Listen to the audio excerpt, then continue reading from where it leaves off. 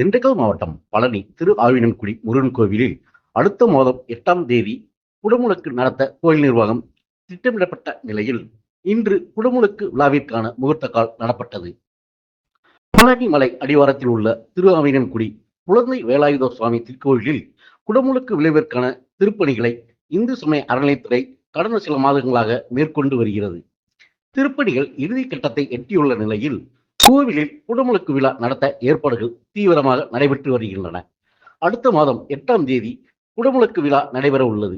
இதனையடுத்து இன்று குடமுழுக்கு விழா நடத்துவதற்காக முகூர்த்த கால் நடும் நிகழ்ச்சி நடைபெற்றது. முன்னதாக கோயில் வளாகத்தில் சிறப்பு பூஜைகள் செய்யப்பட்டு முகூர்த்த கால் ஊர்வலமாக எடுத்து செல்லப்பட்டு நடப்பட்டது.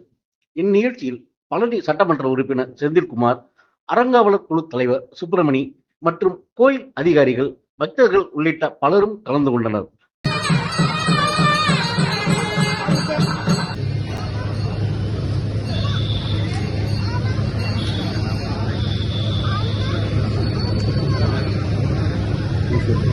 பழனியிலிருந்து செய்தியாளர் நாகராஜன்.